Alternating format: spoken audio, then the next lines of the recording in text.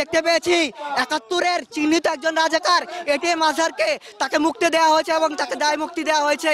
এর বিরুদ্ধে আমাদের এই মশাল মিছিল চলাকালে আমরা দেখতে পেয়েছি জামাত শিবিরের একদল নেতাকর্মী তারা আমাদের উপর হামলা চালিয়েছে, আমাদের উপর ঢিলমিট ছুঁড়ে মেরেছে, আমাদের উপর চেয়ার ছুঁড়ে মেরেছে।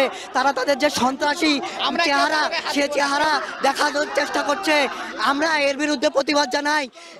আপনারা দেখতে পাচ্ছেন এখনো তারা আমাদের উপরে আতঙ্কিতভাবে হামলার চেষ্টা চালাচ্ছে।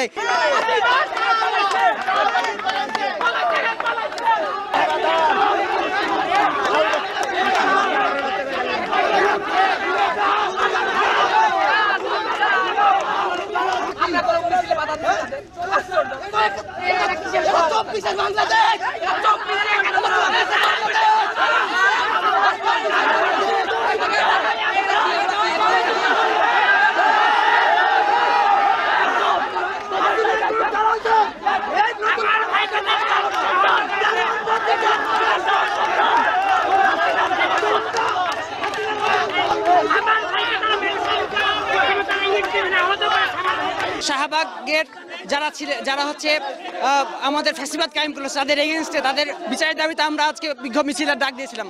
আমরা শান্তিপূর্ণভাবে আমাদের মিছিল আমরা পরিচালনা করছিলাম। অতর্কিতভাবে পরিবহন মার্কেটে এই বামেরা অতর্কিতভাবে আমাদের হামলা করে। আমাদের অহিংস আন্দোলনটা আমরা করছিলাম, আমরা শান্তিপূর্ণ আন্দোলন করছিলাম, তারা সেখানে অহিংস থেকে সহিংসতা দেখিয়েছে। আমরা এই তীব্র নিন্দার প্রতিবাদ আমরা বিচার চাই। আমার ভাই কেন আহত? আমরা তো তাদের কোনো আক্রমণ করি নাই। আমরা সঙ্গে অনেক বেশি হওয়ার পরেও আমরা শান্তিপূর্ণ অবস্থা বজায় রেখেছিলাম, কিন্তু তারা আক্রমণ করে পরিস্থিতি বিশৃঙ্খল করেছে। আমরা তাদের বিচার চাই। যে শাহবাগ 13 সালে কায়েম হয়েছে তার নতুনভাবে 25 সালে আবার কায়েম করতে চাই।